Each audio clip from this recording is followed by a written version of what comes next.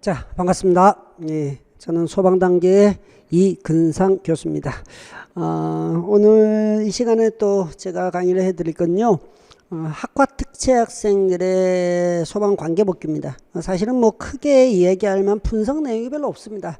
여러분들 다 아시겠지만 시험 범위가 워낙 좁은 데다가 그리고 문제가 뭐 어디에서 나온다 안 나온다고 특정 짓기가 힘들죠. 왜냐하면은 아까 처음 말했듯이 시험 범위가 좁은 데다가 무얼 낸다 하더라도 뭐 아무런 문제가 생기지 않기 때문에요.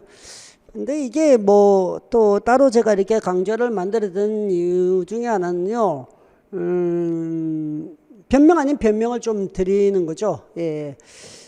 시간 관계상 제가 이제 특채 강의를 따로 촬영하기가 힘들어요. 이게 촬영 시간이 너무 많아가지고요. 뭐 제가 이것뿐만 아니라 또 여러 가지 촬영이 좀 많아가지고요. 그래서 작년에도 미안하긴 미안해요. 항상 미안함을 가지고 있는데, 그래서 최대한으로 피해를 좀 적게 보게 하기 위해서 수업 시간 중에 학과 특채 학생에 대한 언급도 많이 해드리고요. 그리고 이제 뭐 무료 문제 배포도 좀 해보기도 했고요. 여러 가지 방법 많이 취하고 있습니다. 어쨌든 제가 뭐 그런 부분에 대해 얘기도 좀 드리고요. 그래도 공채하고 또 다른 부분에 여러분들이 공부하셔야 될 거, 좀 특이사항은 또 뭐가 있었느냐, 그런 것도 좀 같이 좀 보려고 이제 요 과정을 좀 만들어 드렸습니다. 일단은 2018년 하반기부터 시작해서 공개시험에서 나온 문제 유형 변화와 그리고 특징들, 그런 것들 좀 보려고 하는데요. 학습 전략이란 건 별거 없습니다. 그냥 막 하세요. 여러분들은 소방하고 소방복귀에서 100점 100점 안 받으시면 떨어진다 생각하세요. 남자든 여자든 상관없습니다. 이제는 그래요. 이제는 그렇게 됐어요. 누적 인원이라는 게 있기 때문에요. 여학생들은 학과 특채가 너무 힘들어가지고요, 공채로 여자 공채로 돌아가는 경우도 많은데, 그렇다고 해서 여자 공채가 그렇다고 뭐 만만한 건 또 아니거든요. 그러다 보니까 아무래도 내년 시험이 또 여러분들이 변화되는 시험에서, 변화되는 시험 과목에서 마지막 시험이다 보니까 엄청 치열하지 않을까. 하나라도 틀리면은 이건 가능성이 없어지지 않을까라고 정도까지 보일 정도로 정말 타이트한 시험이 되어버렸습니다. 그러면은 이제 출제자들의 입장에서는 어떻게 생각할까요? 출제자의 입장에서는 그래, 이 학생들도 있으니까 만점을 받지 않으면 떨어진다? 그러면 실수냐 아니냐 이 차이가 될 거고, 그렇다면 이제 조금의 그 상위권을, 최상위권을 좀 나누어 보자 그러면 문제가 지저분해질 가능성이 있습니다. 지저분해질 가능성이 아주 높아지죠. 좁은 범위에서 어떻게 내야 되니까. 그러니까 뭘 빼고 뭘 하고 이건 하지 마세요. 무조건 다 하셔야 됩니다. 안에 있는 법률과 시행령은 모든 내용을 다 하신다고 생각하시고, 리스트를 쭉 뭐 이렇게 중요 부분을 따지지 마시고 다 하시는 게 맞고요. 올해는 이제 작년, 재작년에 쓰던 교재, 노란색 교재였는데요. 거기에서 이제 풀 체인지를 한 책이 하나 새로 나옵니다. 그러니까 법규책이 나오고요. 소방학개론도 이미 이제 인쇄는 다 끝나가지고 이제 배포될 날짜만 이제 돼 있는데, 항상 제가 이제 문제지나 안 그러면은 기본서를 만들 때 단서 조항을 계속해서 집어넣습니다. 그때 거기에다가 어떤 내용이 시행령이다, 시행규칙이다 기록을 해두거든요. 그러니까 여러분들은 시행규칙이라 돼 있는 부분은 이렇게 빼고 공부를 하시면 될 거예요. 그렇게 하셔야 됩니다. 따로 책이 두 권으로 별개로 나오기가 여러 가지 뭐 사정상 안 되기 때문에 최대한으로 이제 제가 그렇게 해서 여러분은 공부할 수 있도록 해뒀습니다. 강의를 할 때도 마찬가지입니다. 1, 2법을 우리가 딱딱 어느 시간에 와서 1법, 2법 다 끝내는데 거기에서 이건 시행규칙이에요. 그러면은 여러분들은 이건 안 해도 되구나 그렇게 생각하시면 됩니다. 자, 일단은 마찬가지로 두 가지밖에 없기 때문에 분석을 좀 해봅니다. 두 가지밖에 안 되지만은 뭐 중복된 것도 많죠. 그렇다고 해서 10문제가 나오는데, 그죠? 중복이 안 될 수가 없죠. 안 될 수가 없기 때문에 사실은 뭐 이게 중요해요 안 중요해요 말할 수는 없어요. 왜냐하면은 뭐라도 틀리면 안 되니까. 근데 나오다가 안 나오다가 이런 경우도 생기기도 하니까. 근데 뭔 내용이라 하더라도, 어떤 내용이라 하더라도 여러분들은 그냥 그대로 다 하셔야 돼요. 대신 꼼꼼하게 정확하게 하셔야 되는 거 잊지 마세요. 알겠습니까? 그러니까 심하게 얘기하면 법령 자체를 달달달 외운다고 생각하시면 됩니다. 해석하는 것도 좀 필요하겠고요. 뭐 그나마 뭐 반복적으로 나오는 것은 첫 번째 나와 있는 음식조리기구, 보일러 등 난로 같은 시행령에 나와 있는 별표 내용입니다. 그러니까 쟤네들은 보일러 등이라니까 불을 사용하는 기구들을 말합니다.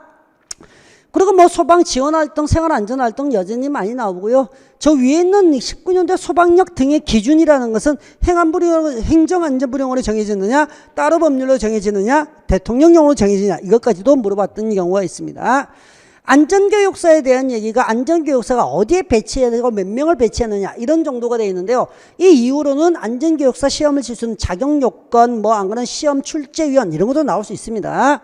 소방박물관 등은 간단하고요. 화재경계지구는 여기에도 있고요. 여기에도 있고요. 여기도 있습니다. 이거는 내용을 물어봤고요. 얘네들은 대상물을 물어봤고요. 얘네들은 거기에 나오는 숫자들까지 랜덤으로 다 섞어서 나타나는 겁니다. 이런 식으로 나오고요. 용어 정리는 무조건 나오네요. 그렇죠? 소방자동차 전용구역이 이제 2년 연속으로 나오다가 한 번 쉬어가게 됐고요. 특수가해물의 종류, 수량, 추리, 취급 기준 반복해서 나옵니다. 종류와 수량이라는 것은 면허류는 400km 이렇게 정의는 이것들 이야기하고요. 취급 기준 같은 경우는 그 사이 거리를 몇 메다 뛰어야 되느냐, 면적은 얼마나 해야 되느냐, 높이는 어떻게 해야 되느냐 이런 것들 말하거든요. 그러니까 돌아가면서 나옵니다. 내년에는 다시 여기 있는 특수가해물의 종류, 수량이 나올 수 있기 때문에 뭐 물론 시험 우리 공부할 때는 반드시 다 외워야 될 사항이니까 잊지 마시고요. 강제처분 긴급조치도 마찬가지로 권한의 자가 누구냐 이렇게 물어보기도 하는데 내용을 물어보기도 합니다. 예방조치 사항도 있고요. 우선통행도 있네. 그렇죠? 우선통행은 뭐 올해 문제 제가 여기 노란색 한 게 좀 내다가 이제 한계가 왔나 봐요. 한계가 와서 이런 문제가 나왔다는 제가 보여드리겠습니다. 보면서 얘기하죠. 손실보상이라는 것은 사실상 여기에도 많이 나오기도 하고요. 공채도 많이 나오니까 또 다시 나올 가능성 굉장히 높아 보이니까 잘 기억을 해 두시고요. 화재활동, 소방활동 출입 가능한 자는 뭐 그다지 어렵지 않은데 여기는 과태료가 주로 나와 있거든요. 근데 이제 내년에는 또 벌칙도 굉장히 중요시 다뤄질 것 같아서 벌칙도 좀 신경을 많이 쓰셨으면 좋겠습니다.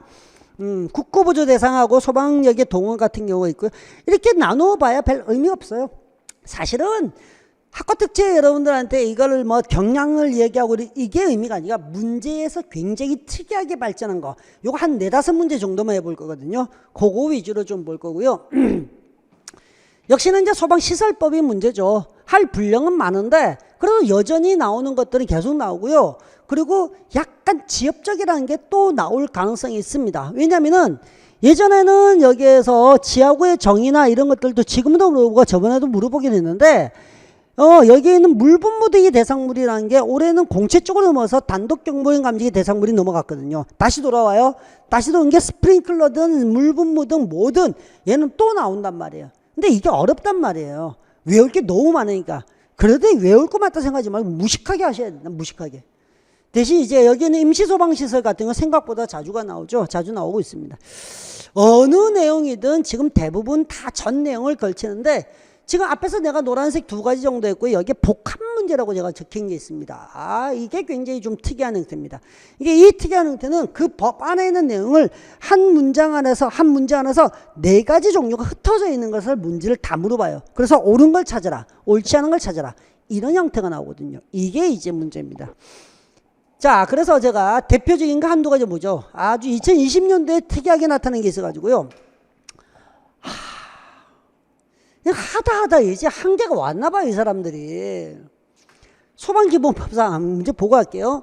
기본법상 소방자동차가 화재 진압을 위해서 출동하는 경우 소방자동차의 우선통행에 관한 내용으로 옳지 않은 것은 모든 차와 사람은 소방자동차가 화재 진압을 위해서 출동할 때 이를 방해해서는 아니 된다. 그렇죠? 정확한 원문에 나와 있는 표현입니다. 소방자동차가 화재 진압에 출동하거나 훈련을 위해서 필요할 때는 사이렌을 사용할 수 있다. 마찬가지입니다. 1항, 2항 이렇게 나오고요. 모든 차와 사람은 소방자동차가 화재 진압을 위해서 사이렌을 사용하여 출동하는 경우에는 소방자동차의 진로를 양보하지 아니하는 행위. 이게 또 무슨 말이에요? 그렇죠? 양보하지 아니하는. 양보해야 되죠. 그렇죠? 양보하지 아니하는 행위를 하여서는 아니 된다. 참 말장난 열심히 합니다. 그죠? 모든 차와 사람은 소방자동차 화재 진압을 위해서 사이렌을 사용해서 출동하는 경우 소방자동차 우선통에 관해서는 교통안전법에 정하는 바에 따른다. 이게 법의 이름이 바뀐 거거든요. 도로교통법이 아니라 교통안전법이라 바뀐 거거든요. 그러니까 이런 것들 나가는 거죠. 문제는 이게 옳지 않은 걸 찾는데 이게 문장을 읽다 보면은 우리가 황당해지거든요. 그런 경우가 또 생깁니다. 꼼꼼해져야 되겠죠? 예, 꼼꼼해져야 됩니다. 진로를 양보하지 아니하는 행위를. 아니, 이 말이 맞죠? 내가 지금 말이 헷갈린데? 아니야. 소방자동차의 진로를 양보하지 아니하는 행위를 하여서는 안 되죠. 맞죠? 4번이 틀렸죠. 죄송합니다. 4번에 이 말을 하려고 하는데 교통법이 바뀐 게 아니라요. 교통안전법이라는 게 없어요. 도로교통법이죠. 도로교통법. 이게 특이야. 그러니까 하다가 문제를 만들 게 없으니까 도로교통법이냐 교통안전법이냐 남의 법령 이름을 물어보고 있어요. 물론 뭐 우리 책에도 나와 있지만은 도로교통법에 따른 이런 것까지를 이제 유심히 보지 않으면 안 돼요. 물론 문제는 틀리진 않아요. 왜? 하도 이게 기출이 많이 돼가지고 소방기본법을 따른다, 뭐 도로교통법을 따른다 이런 말을 쓰기 때문에. 그러니까 참 출제하시는 분도 힘들거든. 이해는 합니다. 이해는 하는데 말장난 아니면 이제 말장난 문제들이 하나씩 나오게 나타납니다. 그렇게 하기 때문에 그거까지도 유념해서 보시라는 뜻이고요. 2020년은 요것도 좀 특이한 문제 중에 하나입니다. 왜냐하면은 복합 문제예요. 정의라는 게 나오거든요. 특정 소방대상물에 관한 내용으로 고른 것은 특정 소방대상물의 정의 나오죠. 특정 소방대상물이란 소방시설을 설치하는 대상물로서 이걸 물어봤어요. 대통령령으로 정의에서는 무조건 대통령이거든요. 대통령령으로 정하는 것을 말한다. 행안부는 이게 틀렸고요. 전력용 전선배관을 집합소에 설치하기 위한 지하인공 구조물로서 보수하기 위해서 1.5m 폭 1.5m 높이 이게 틀렸단 말이에요. 이것도 틀렸고 1.8m, 2m, 500m 이런 것들이 이제 숫자 노름이고요. 하나의 건축물이 근린생활시설, 판매시설, 업무, 숙박 이런 거 다 섞여 있는 것을 복합건축물이란다. 이제 이게 특정 소방대상물에 있는 정의예요. 비구안에 나와 있는 거. 복합건축물은 2개 이상의 용도로 사용되는 것이 함께 있는 것을 복합건축물이라고. 이게 정답이 되는 거예요. 4번 다중의 경우에 고시역 같은 경우에는 면적합계가 450인 고시역은 숙박시설이니까 500 이상 넘어야 되거든요. 그러니까 이게 문제들이 하나의 내용을 가지고 하나의 그 파트 요 부분만 물어본 것이 아니라 전 내용을 다 섞어서 물어보는 이런 복합 문제가 나타났다는 거. 이런 건 앞으로 또 나타날 가능성이 굉장히 높아지죠. 그러니까 단순하게 그것만 기억하는 것이 아니라 그 전체를 다 알 수밖에 없는 이런 형태의 문제가 나오기 시작했다는 거. 이게 상당히 고난이도에 하는 스킬이 필요한 문제들이거든요. 그런 것들이 되어 있습니다. 또 이제 특이한 거는 이런 거죠. 조금 전하고 비슷하지만 건축 허가 등의 동의라고 그러면 우리 대상물만 기억하거든요. 이 대상물을 물어보지 않거든요. 그 어떤 내용을 물어봐요. 건축허가 등의 권한이 있는 행정기관은 건축허가 등을 할 때 미리 그 건축물의 시공지 또는 수지에 관할하는 본부장의 서장의 동의를 받아야 된다. 건축허가 등을 할 때는 본부장 서장의 동의를 받아야 하는 범위는 행안부령으로 정한다. 그럼 우리가 외울 필요가 없는 거죠. 우리 외우는 건 행안부로 정하는 게 아니거든요. 우리 외우거든요. 대통령령으로 정하는 거죠. 이렇게 무슨 명으로 정한다. 이거 나오기 시작하면 모든 대령과 행령을 다 부령을 다 외워야 돼요. 이게 여러분들이 공부하기 정말 난감해지는데 이런 것들을 공부할 때 약간의 이해가 좀 필요합니다. 이 정도면은 대통령, 이 정도면 행안부령, 요것도 좀 감은 좀 있으셔야 됩니다. 그렇게 얘기되고요. 예외사항도 나오고 그렇죠. 예. 이게 이제 좀 특이하거나 안 그러면 문제가 좀 어려워졌다고 볼 수 있는 그런 문제 정도가 될 것 같습니다. 어디 잘못 들어갔나요? 두 개가 반복해서 들어갔나요? 예, 반복해서 들어갔군요. 예. 뭐 제가 여기에서 특채 친구들한테는 많은 얘기할 거리가 별로 없어요. 사실은 문제가 좀 특이해졌다는 것들을 제가 인식을 시켜드리고요. 공부하는 방법 무조건 많이 하셔야 돼요. 한 달, 두 달 이런 거 아시면 안 되고요. 지금은요 전쟁이에요. 전투도 아니고 이 전쟁이 벌어졌어요. 하나라도 틀리면 떨어져요. 하나도 틀리시면 안 됩니다. 그러니까 가능한 법 원문을 최대한으로 여러분들 공부하셔야 됩니다. 그러니까 어쩔 수 없이 제가 강의하는 방식 자체가 생기초는 1법부터 해서 그 다음에 4법까지를 한 8시간을 완성하니까 여러분들은 한 4시간 정도 처음 하시는 분들 한 번만 쑥 훑어보시고요. 기초기본 같은 경우도 여러분들 1, 2법을 할 때 시행규칙을 포함해서 강의하지만 시행규칙을 여러분 빼가시면서 들으시면은요. 시간 많이 안 걸려요. 총 다 해도 이게 32시간이기 때문에 3, 4법 빼고 나면은 한 15시간 정도에서 대부분 해결이 될 거예요. 근데 이걸 잘 하셔야 돼요. 여러분들 이걸 아셔야 돼요. 기본 심화를 할 때 법에 나오는 원문을 조목조목 다 따집니다. 조목조목 다 따질 때 이걸 방점을 두고 하셔야 돼요. 괜히 어설프게 이 정도만 하시면 되겠지라고 생각해서 문제풀이 열심히 이런 거 절대 하시면 안 돼요. 그러면 정말 당합니다. 그러니까 여기에서 법 원문을 제가 가르쳐 드릴 때 그때 하나하나 체크하고 여러분들이 그 안에 있는 모든 내용들을 다 공부한다고 생각하시고 여기에 방점을 두셔야 됩니다. 기출 변형 지금 여러분들 크게 안 중요해요. 학과 특채 무조건 여기서 달달달달 외워야 되고 분석해야 됩니다. 결국 이제 필기노트나 예상문제 필기노트보다는요 예상문제 쪽으로 하세요. 이게 진도별 모의고사 형태나 안 그러면은 제가 가능한 한 원문을 그대로 따서 문제를 만들어서 우리가 교재를 출간할 예정이기 때문에 여기가 아마 여러분들을 공부하는데 가장 큰 도움이 되지 않을까 그렇게 생각하고요. 동영 모의고사 같은 경우도 어쩔 수 없이 이제 학과 특채에 따로 문제가 나가질지 안 그러면은 기존에 하듯이 제가 문제를 만들고 여기에는 시행규칙이네 시행령이네 단서조항을 달아서 여러분들이 할지 안 할지 결정하게 만들지 그걸 제가 고민을 좀 더 해보겠습니다. 백백백 특강도 마찬가지고 어쩔 수 없이 지금 이런 모든 과정들이 시간 관계상 현재로서의 계획에서는요. 공채를 중심으로 해서 학과 특채 학생들은 어느 정도의 이 정도는 이렇다 얘가 얘기해 주는 정도가 될 것 같아서 노력은 해보겠습니다. 노력은 하고 시간을 최대한 만들어서 여러분들을 위한 시간을 좀 더 만들어 보려고 노력은 해보겠는데 장담을 못 드리겠다는 거죠. 최대한 제가 힘이 닿는 데까지 노력을 해서 여러분들이 좋은 득점 100점을 만점을 받을 수도 있도록 최대한 한번 노력을 좀 해보도록 하겠습니다. 그래서 제가 사실은 조금 미안하기도 하고요. 죄송하기도 하고요. 뭐 이렇게 가르치는 사람 입장에서는 모든 학생들이 다 소중합니다. 소중한 건 소중한 건데 제가 할 수 있는 어떤 시간적 그 부분이 좀 힘들 수 있을 것 같아서 미리 양해를 조금 구하는 겁니다. 미리 양해를 구하는데 가능한 한 카페에 질문을 많이 해주셔도 돼요.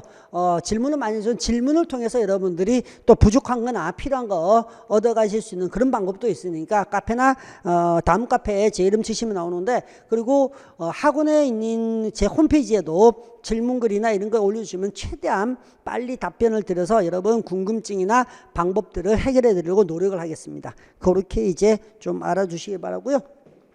공부하는 방식들은 사실은 크게 다르지 않습니다. 언제나 기본이 중요합니다. 법규는 딴 말고 없습니다. 무조건 기본이에요. 무조건 법 원문이에요. 여러분은 법 원문을 가지고 그냥 주구장창 배우는데 문제는 아까 앞에 있는 것처럼 이 개정법률을 변경을 하게 되면요. 잘 따라오셔요. 언제나 체크하세요. 개정법률 언제 합니다. 그러면은 대부분 다 무료 강의로 가니까 거기에서 필요한 프린트라든지 이걸 잘 체크하시고 그거 확인만 하시면 되겠고요. 그러니까 여러분들이 이 정도에서는요. 그 두 가지의 법안에서는 만내 정내 투덜거릴 게 아니에요. 완벽하게 하십니다. 완벽하게. 그거밖에 방법이 없다는 거예요. 나머지 문제풀이 같은 경우도 우리는 오답이 어떻게 나갈 수 있느냐 그 가능성만 좀 잘 보시면은 큰 문제는 없을 것 같아서요. 기출 범위를 벗어나는 경우도 그냥 한 10% 20%도 나올 수 있으니까 그거 좀 잘 알아두시면 되고 아까처럼 복합 문제 이런 거 있죠. 그런 것도 나올 수 있으니까 알아두시고요. 언제나 기본서하고 필기노트를 활용을 한다면은 필기노트를 병행하더라고 다만 기본서를 보실 때도 법 원문 위주로 보시라는 거 계속 강조를 드립니다. 여러분들은 법 원문 위주로 공부를 하시는 게 가장 좋은 방법이란 거 그거 잊지 않으셨으면 좋겠습니다. 짧은 시간 내에 간단하게 특이한 문제와 변해가는 형태에 대해서 조금 얘기되었고요.